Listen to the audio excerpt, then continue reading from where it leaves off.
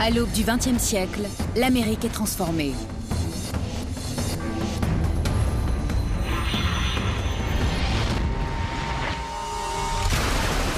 L'alcool fait la fortune de la mafia. Des millions de gens partent sur les routes pour tenter d'échapper à la pauvreté. Des violences éclatent. Pourtant, le pays va devenir l'un des plus riches du monde.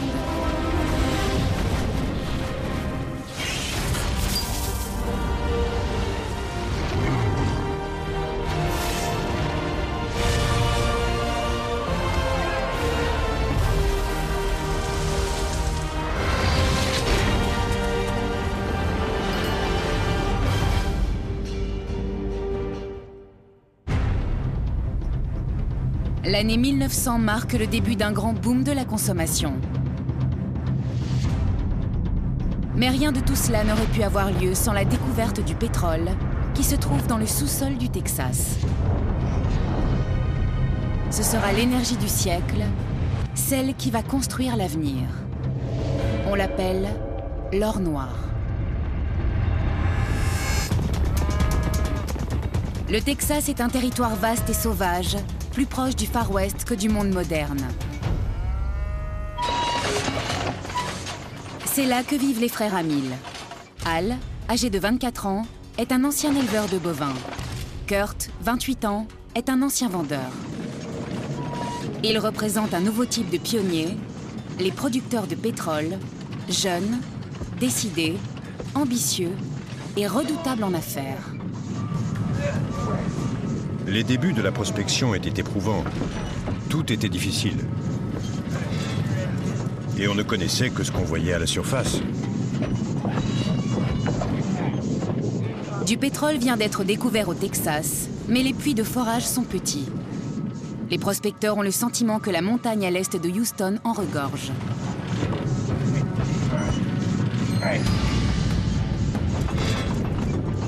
Mais ils sont loin de se douter que sous leurs pieds gisent des réserves de plusieurs milliards de dollars.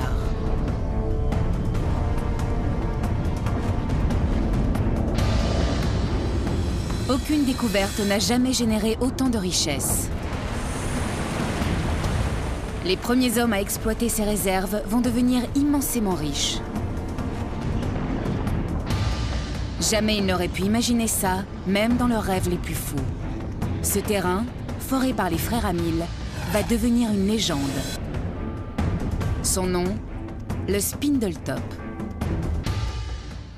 Jusqu'à la fin des années 1850, le pétrole était un désagrément pour la plupart des gens. Pour ceux qui creusaient des puits à la recherche d'eau, tomber par hasard sur du pétrole était vraiment un signe de malchance. Mais avec le développement des chemins de fer et la révolution industrielle, les gens commencent pour la première fois à prospecter du pétrole. Il n'y a pas si longtemps encore, l'huile de baleine dominait le marché. Elle servait de combustible pour éclairer les rues et les maisons. Les baleines, chassées jusqu'à l'extinction, ont été sauvées par la découverte du pétrole. Cette huile minérale s'est formée à partir des restes d'organismes animaux minuscules présents dans les océans du monde et qui ont sédimenté pendant quelques 160 millions d'années. Les Indiens d'Amérique l'utilisaient déjà comme remède. En 1854, en Pennsylvanie, des scientifiques découvrent qu'on peut l'utiliser pour éclairer. Son essor commence à cette époque. Le charbon continue de faire rouler les trains et tourner les usines, mais il est plus salissant et moins efficace. Une tonne de charbon dégage à peu près moitié moins d'énergie qu'une tonne de pétrole. Avec une tour de forage adéquate et placée au bon endroit, c'est la fortune assurée. C'est ça le rêve américain. Une terre d'opportunités où tout est possible si vous vous retroussez les manches et si vous foncez. Différents prospecteurs d'or noir avaient bien essayé de forer le terrain de Spindletop, mais leurs recherches n'avaient rien donné. C'était une terre formidable pour l'agriculture, mais un désastre pour le pétrole. Les puits traversaient des centaines de mètres de sable avant de s'effondrer. Les frères Hamill sont payés 6,50 $ pour chaque mètre creusé. Une jolie somme. Et quand les investisseurs payent autant, ils attendent des résultats en conséquence. Mais leur contrat comporte une clause particulière. Au-delà de 366 mètres de forage sans résultat, les deux hommes ne sont plus rétribués et l'aventure terminée. Oui, c'est bien, ça marche. Pour le moment, ils sont à 120 mètres. Forer pour trouver du pétrole est un travail dangereux. Chaque année, 6000 personnes meurent à cause des explosions. La majorité des derricks, les tours de forage, sont des machines rudimentaires qui fracassent la roche avec un objet lourd simplement tenu par un câble. Mais pour le moment, les prospecteurs ne trouvent que du sable. Les frères Hamill misent sur une technologie révolutionnaire, une foreuse motorisée qui permet de percer le sol et d'y enfoncer un tuyau. Avec cette machine, ils parviennent à creuser 150 mètres de sable et de substrat rocheux sans problème. Mais à 180 mètres de profondeur, c'est la catastrophe.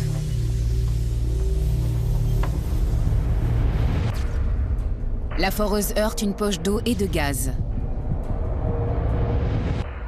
Sous la pression, le gaz remonte dans les tuyaux.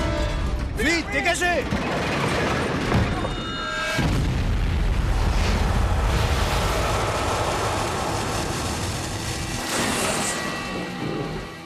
Ils s'en sortent miraculeusement. Il y a un lien très fort entre l'état d'esprit d'un prospecteur et celui d'un entrepreneur. Vous commencez par faire des expertises, des plans, et quand vous pensez que tout concourt à la réussite, vous creusez en profondeur et vous ne trouvez rien.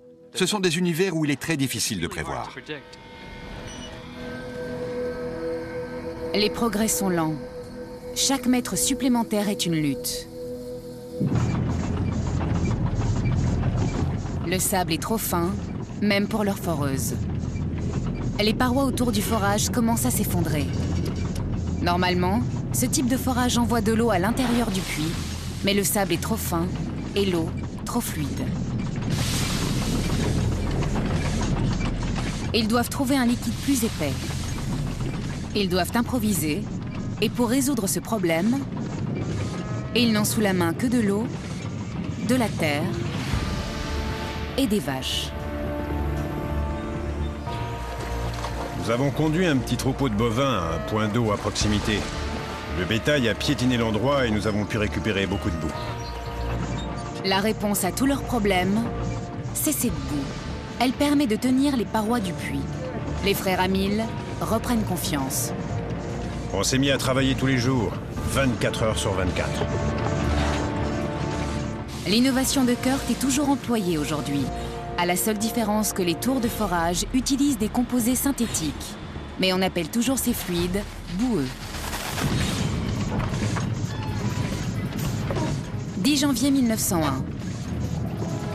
Voilà plus de 2 mois que les frères Hamill creusent. Ils ont dépassé les 330 mètres et n'ont toujours rien trouvé. Plus que 30 mètres et ils devront s'arrêter.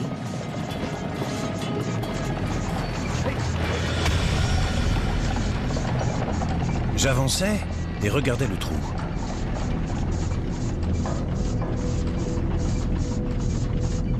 J'ai entendu quelque chose, une sorte de bouillonnement. J'ai regardé plus précisément et j'ai entendu ce pétrole mousseux.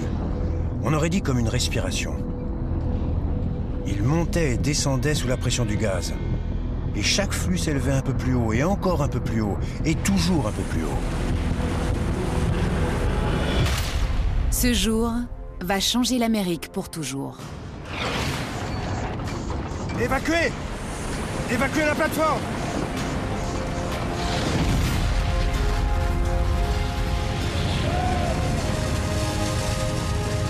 Il est arrivé avec une telle vitesse. Le pétrole est monté en flèche et a jailli du haut de la tour de forage. Le geyser de pétrole brut jaillit et monte à une hauteur de 61 mètres. Les frères Hamill espéraient 50 barils par jour. Leur puits va bientôt en sortir 80 000. L'Amérique devient le plus grand producteur de pétrole au monde. Du jour au lendemain, les bailleurs de fonds qui financent les puits de forage gagnent près de 40 millions de dollars. Les frères Hamill entrent dans la légende. Le pétrole, qui vient juste d'être découvert, jaillit pendant des jours et des jours avant de pouvoir être maîtrisé. Ce moment a véritablement marqué le début de l'ère du pétrole aux États-Unis, voire dans le monde entier.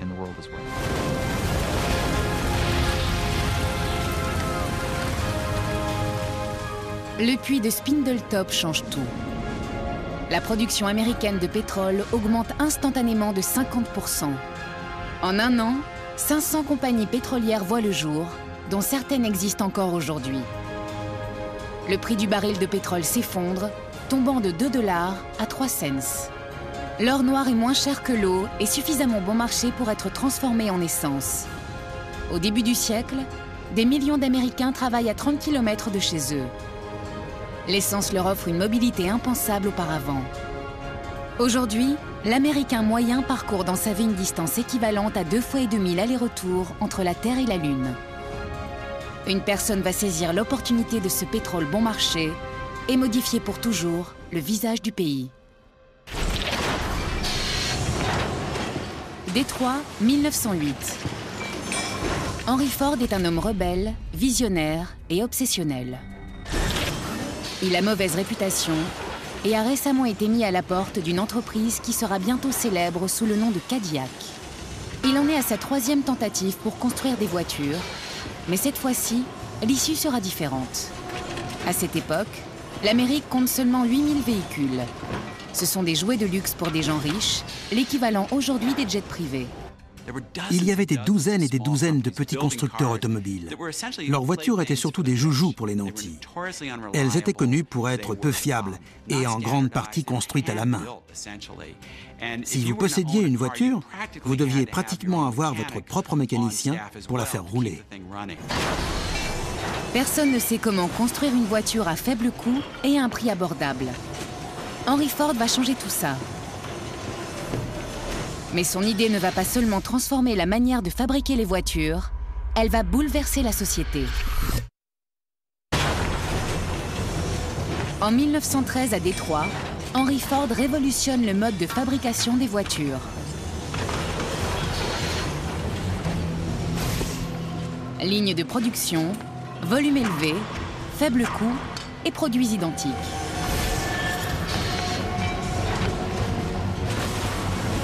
Chacun est à son poste. Celui qui installe la pièce n'est pas celui qui va la fixer. Celui qui met le boulon ne va pas mettre l'écrou. Et celui qui met l'écrou ne va pas le serrer. Les tâches sont simplifiées, standardisées et d'une très grande efficacité.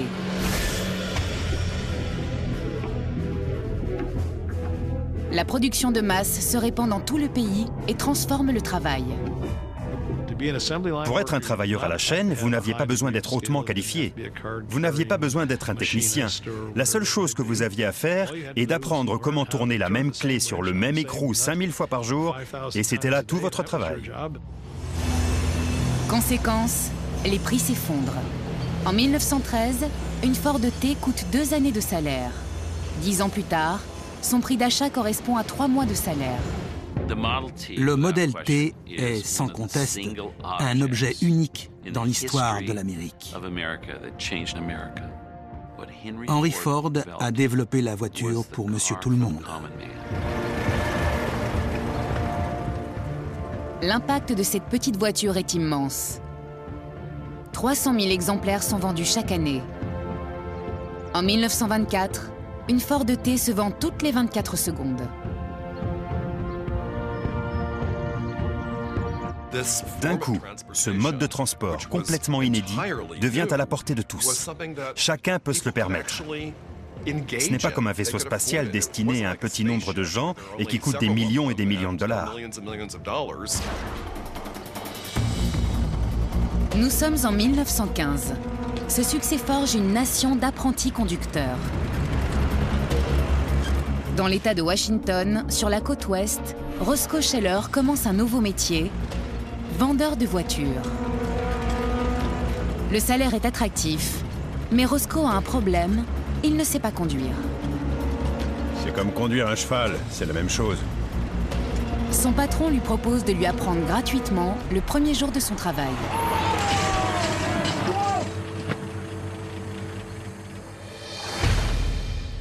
Il reste peu de temps à Roscoe avant de recevoir ses premiers clients. Heureusement, il existe un manuel du conducteur. Le démarrage est un art essentiel pour l'automobiliste débutant. Le pilotage est une manœuvre très simple. Pour commencer, le mieux est de conduire sur une route en ligne droite, légèrement en descente, et de préférence déserte. Roscoe accompagne ses clients pour un tour d'essai. La plupart d'entre eux sont habitués à monter à cheval et à conduire une charrette. La majorité des nouveaux conducteurs sont paniqués au moment des virages. Au lieu d'utiliser le frein, ils crient de toute leur force « Oh, oh !» Ils me demandent souvent d'apprendre à conduire à leurs femmes et à leurs enfants lorsqu'ils sont assez grands pour atteindre les pédales. C'est le début d'une grande histoire d'amour entre l'Amérique et l'automobile. L'Américain a un sens aigu de la liberté et il déteste se sentir coincé dans un endroit. Si je ne me sens pas bien quelque part, je mets toutes mes affaires dans la voiture et je prends la route. On n'a besoin d'aucune permission ni de signer quoi que ce soit. La voiture a vraiment permis cette liberté. Quand je suis arrivé aux États-Unis, ma priorité a été de trouver une voiture. Dès le début, j'ai adoré les voitures. Elles offrent une liberté de mouvement et la possibilité de découvrir de grands espaces, chose que je n'avais jamais connue en Chine. Vraiment, ce que je désirais plus que tout était d'acheter une voiture. Roscoe Scheller est un des pionniers de la vente de voitures. Aujourd'hui, ce n'est pas exagéré de dire que toutes les voitures sont les arrière-petites-filles du modèle T d'Henry Ford.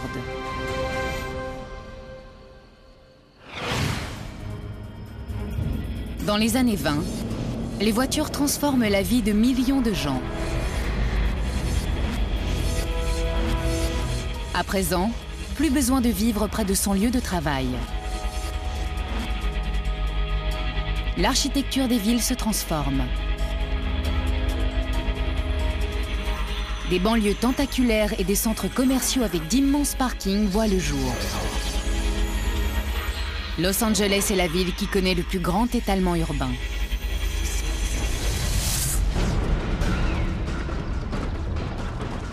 C'est la grande fièvre immobilière.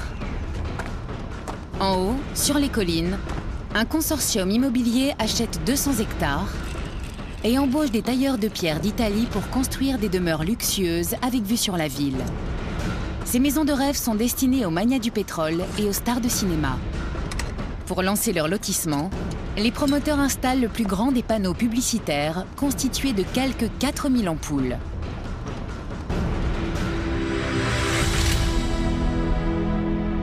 Le nom de ce complexe, Hollywoodland. Le réalisateur Busby Berkeley est le premier à acheter une maison sur ce terrain. En 1949, les 4 dernières lettres du slogan publicitaire, censé être temporaire, sont retirées. Seul reste le mot Hollywood. Grâce au pétrole, aux voitures et au cinéma, Los Angeles connaît l'expansion la plus rapide du monde. Mais cette croissance n'aurait jamais été possible sans un élément vital, l'eau. William Mulholland est un émigrant irlandais obstiné et impitoyable. Il est responsable de la compagnie des eaux de la ville de Los Angeles. En 1904, Los Angeles manque d'eau. Cela fait la une des journaux. Et c'est à Mulholland qu'est confiée la mission d'en trouver. Sa réputation est en jeu. L'histoire de l'Ouest américain est une histoire d'eau, car on ne peut pas transformer cette région en terre fertile et favoriser le développement des villes sans cette ressource merveilleuse et rare. Dans la Californie du Sud, les précipitations sont inférieures à 5 cm par an. Les températures ont déjà atteint 57 degrés Celsius. Les montagnes des environs reçoivent beaucoup de pluie, mais l'eau reste sur place. Los Angeles n'est parcouru que par une petite rivière qui fournit une part infime de l'eau dont la ville en pleine expansion a besoin. La Californie est située au bord du grand désert de l'Ouest. Et pour que les gens puissent vivre dans les villes de cette région, il faut que l'eau soit transportée depuis les montagnes jusqu'aux zones urbaines. Mulholland doit impérativement trouver de l'eau. Le sort de la Californie du Sud est en jeu.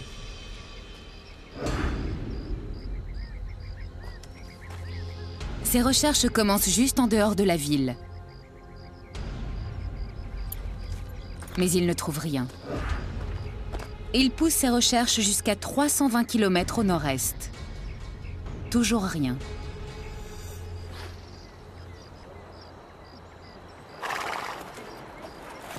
Finalement, il atteint une région appelée l'Owens Valley. L'endroit est parfait. L'eau qui s'écoule des montagnes a formé un immense lac de 280 km². Le résultat est une oasis de terre agricole luxuriante. Les gens de la région l'appellent la Suisse californienne. Grâce à la pesanteur, l'eau peut couler jusqu'à Los Angeles. La seule chose qu'il reste à construire est un aqueduc. L'idée semble toute simple, mais sa réalisation est un vrai défi.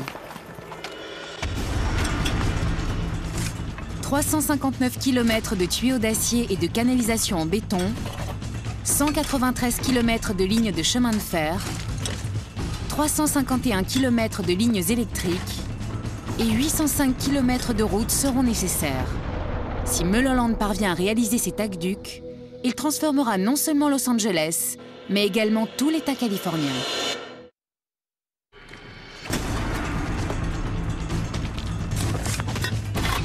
« 5 ans, 5000 hommes, des centaines de kilomètres d'acier et de béton sont nécessaires à sa construction. Cette entreprise va changer le visage de l'ouest de l'Amérique. C'est le plus grand projet hydrique de l'époque.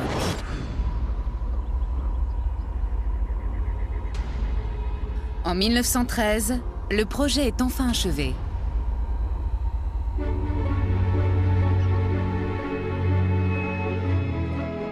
Cet aqueduc est le vôtre. C'est votre fidélité et votre courage à toute épreuve qui ont rendu possible ce travail. Il est maintenant terminé et il est parfait. L'aqueduc sauve Los Angeles. La population de la ville passe de 250 000 habitants en 1900 à 2 millions en 1930. L'investissement du gouvernement fédéral dans ces projets liés à l'eau va marquer profondément cette région de l'Ouest. Plus encore que tous les cow-boys, les chariots et les pionniers. Mais pour les habitants d'Owens Valley, c'est une catastrophe. Le lac est à sec, laissant les terres désolées. Les fermiers locaux essaient bien de saboter l'aqueduc, mais leur combat est perdu d'avance. C'était une affaire controversée. Il y avait beaucoup de manœuvres politiques et de corruption. Cela a fait le malheur de beaucoup de gens et ravagé la région de la Californie. Mais ça a aussi entraîné des conséquences bénéfiques énormes. On ne peut pas nier que Los Angeles n'aurait jamais eu cette ampleur sans la création de cet aqueduc par Mulholland. Les terres agricoles d'Owens Valley sont restées arides pendant des décennies. Mais dans les années 1990, les autorités de Los Angeles ont commencé un long processus pour réparer le désastre. En fait, si vous souhaitez obtenir de grandes choses, il faut être prêt à abandonner autre chose d'aussi important pour arriver là où vous voulez aller. Nous avons sacrifié notre sang et de grandes richesses pour réaliser toutes ces grandes choses en Amérique. L'aqueduc de Los Angeles reste encore aujourd'hui un des projets d'ingénierie américains les plus ambitieux jamais réalisés. Quand ils ont construit l'aqueduc, c'était vraiment un exploit magnifique qui a transformé une grande partie de l'État de Californie.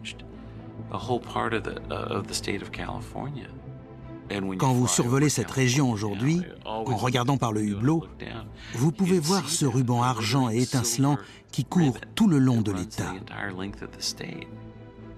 C'est toujours magique pour moi.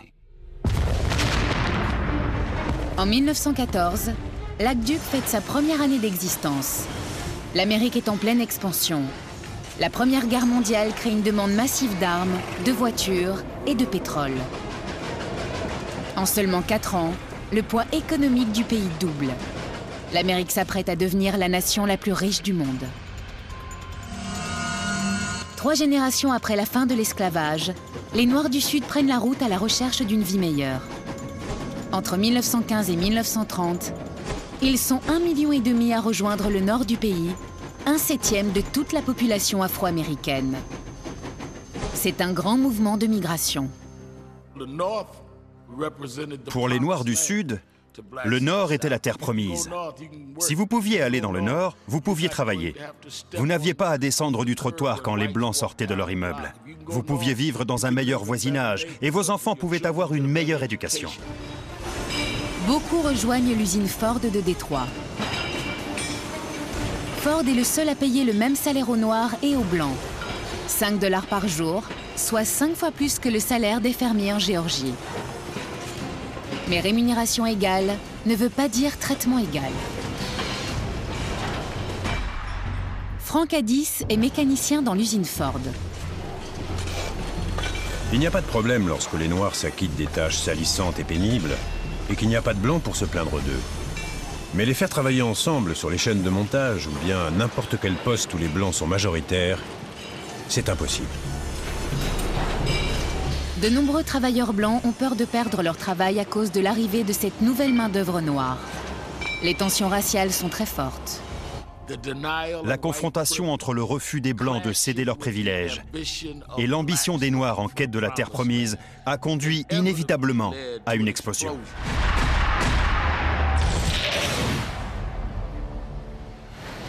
L'étincelle se déclenche pendant l'été 1919. À Chicago, il n'y a pas de ségrégation officielle, mais celle-ci est partout, même sur les plages du lac Michigan.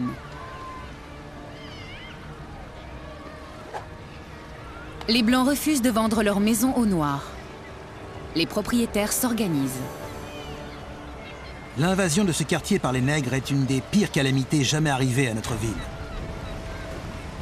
Il faut prévenir tous les propriétaires pour que l'on soit unis pour mieux prévenir cette invasion.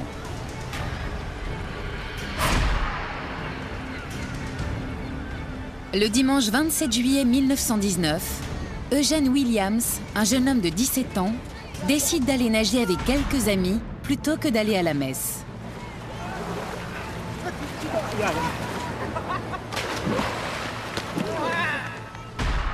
John Harris est parmi eux. On nageait sous l'eau, on plongeait et remontait, on battait des pieds, on jouait. Un autre groupe d'hommes noirs s'approche tranquillement de la plage des Blancs. Ils ne sont pas les bienvenus. Toi, tu ne t'approches pas de moi comme ça.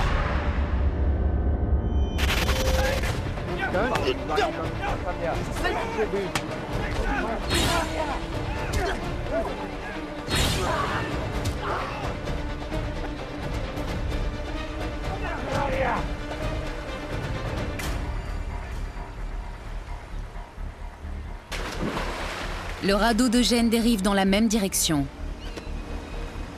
Il va au-devant de graves problèmes.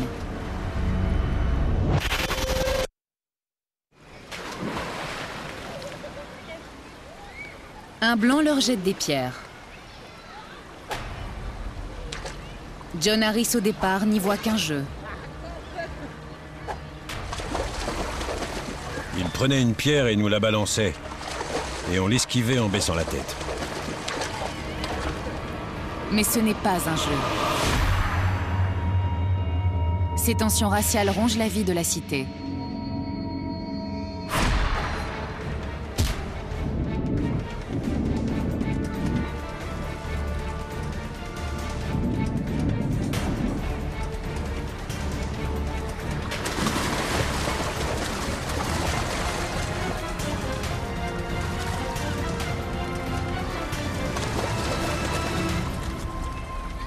Le corps sans vie d'Eugene Williams est ramené sur la plage. Une pierre lui a été fatale. L'officier de police de permanence est Daniel Callaghan. Il refuse d'arrêter l'homme blanc qui a jeté cette pierre.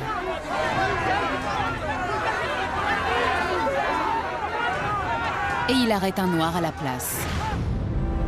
C'est cet acte qui déclenche en 1919 les émeutes raciales de Chicago.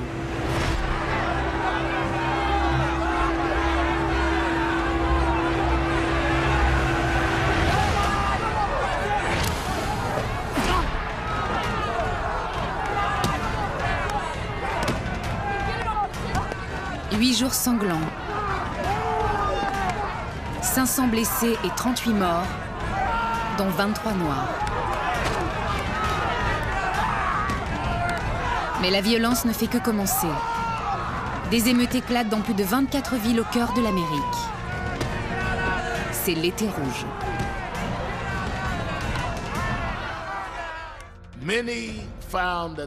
Ils ont été nombreux à déchanter. Le Nord était mieux que le Sud, mais ce n'était pas vraiment la terre promise.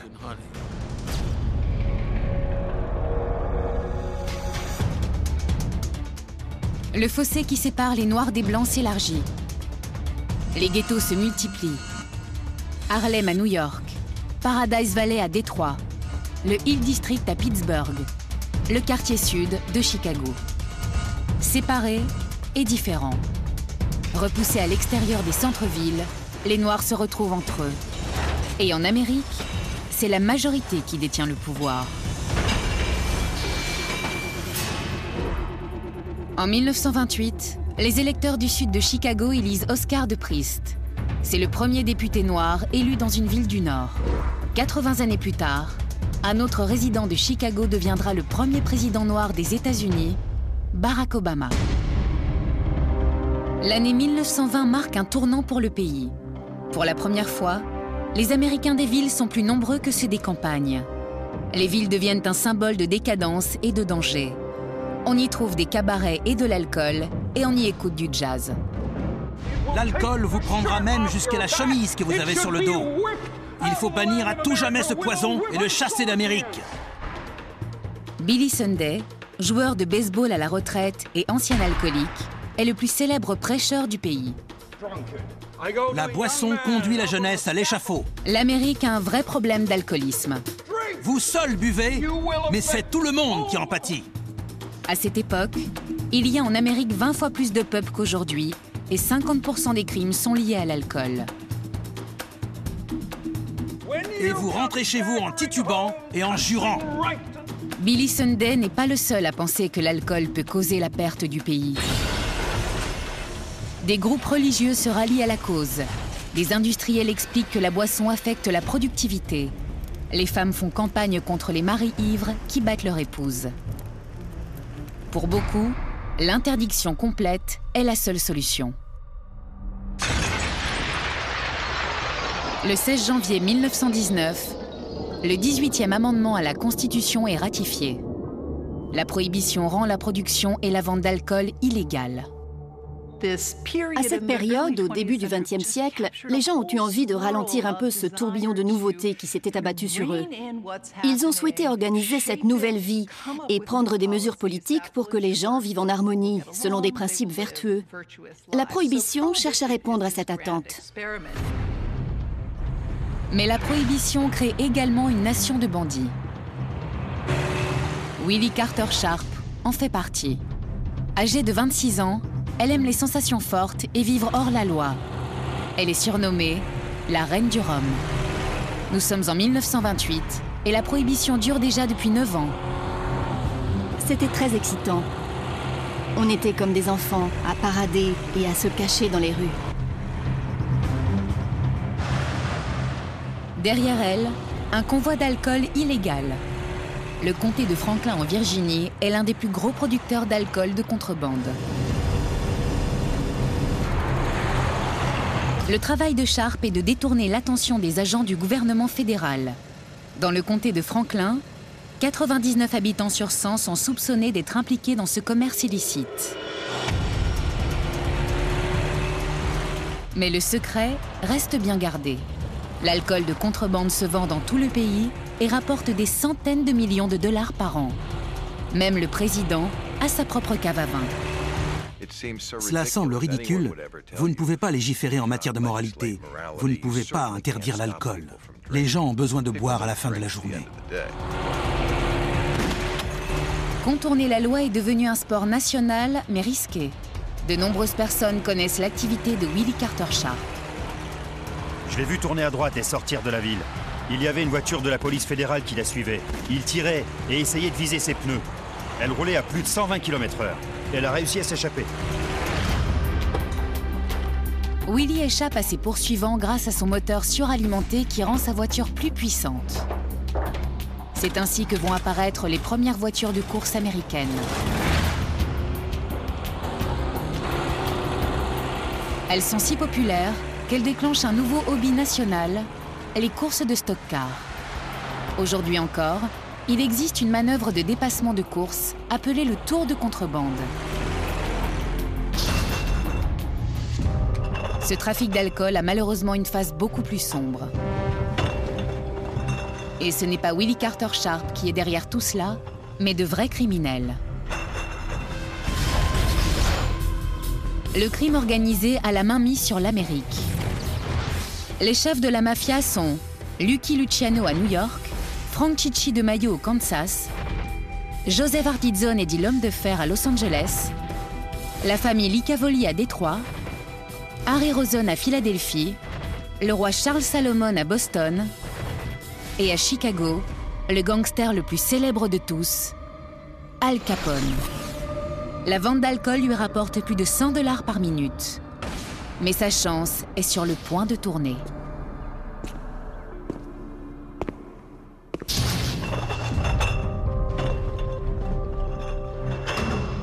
2122 North Clark Street, le quartier général du plus grand rival de Capone, George Bugs Moran. Le 14 février 1929, 2 hommes en tenue d'officier de police se présentent. Généralement, la police n'arrête personne et quitte les lieux après avoir été payés. Mais ce jour est un jour différent des autres. Ces hommes ne sont pas des policiers ordinaires. Ce qui va se passer ce 14 février 1929 va changer l'histoire de la prohibition en Amérique.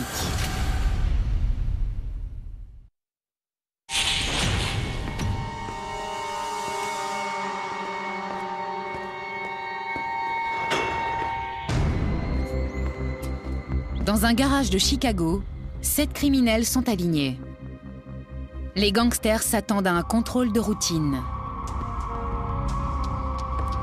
Mais derrière eux, un groupe d'hommes surgit, dont 2 armés de mitraillettes.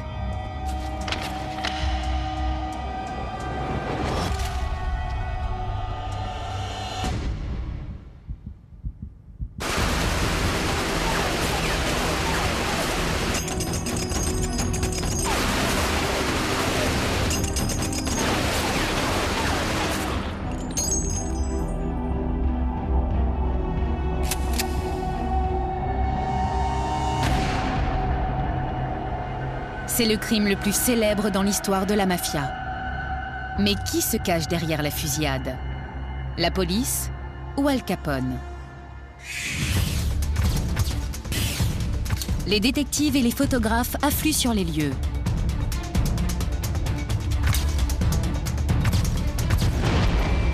Ces images choquantes seront dans tous les journaux, accusant la prohibition. L'Amérique en a plus qu'assez. Le gouvernement fédéral doit réagir. Calvin Goddard est un expert en armes à feu. C'est un pionnier d'une nouvelle science au service de la police, la balistique. Pour la première fois, les preuves capitales, comme les douilles de balles retrouvées sur la scène du crime, peuvent être analysées. Le travail de Goddard conduit à la création d'un des premiers laboratoires de police scientifique en Amérique. C'est une révolution au sein du FBI. La mission de cette structure, trouver qui se cache derrière le massacre de la Saint-Valentin. Quand un pistolet tire, il laisse une marque singulière sur la douille de la balle, comme une empreinte. En analysant les douilles retrouvées sur la scène de crime, Goddard établit qu'uniquement 2 armes ont fait feu et qu'aucune d'elles n'appartient à la police.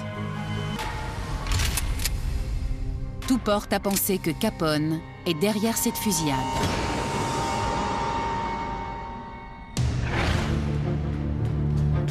Mais condamner Capone pour meurtre n'est pas une chose facile. Il a un alibi. Il était en Floride à ce moment-là. Les policiers doivent trouver un autre chef d'accusation. Frank Wilson est comptable. C'est un chasseur de crimes d'un autre genre. C'est un agent du Bureau des impôts. Il enquête sur une éventuelle fraude fiscale dont Capone serait coupable. En 1913, le 16e amendement donne au gouvernement fédéral le droit de taxer les revenus personnels. Même les criminels doivent payer des impôts. Capone est un des hommes les plus riches du pays. Il aurait dû reverser 25% de ses revenus sous forme d'impôts. Entre 1925 et 1929, il n'a rien versé à l'État. Capone n'a pas de compte bancaire, il ne tient pas de comptabilité de ses activités, aucune de ses propriétés n'est sous son nom, et toutes ses transactions financières ont été effectuées en espèces. Pour obtenir une condamnation, Wilson a besoin de prouver que Capone a des revenus sur lesquels il ne paye aucun impôt.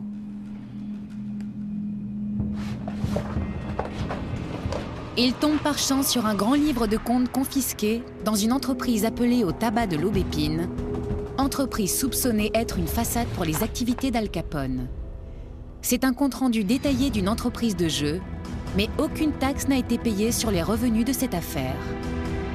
Si Wilson peut établir un lien direct avec Capone, il pourra poursuivre en justice pour fraude fiscale le plus célèbre criminel du pays.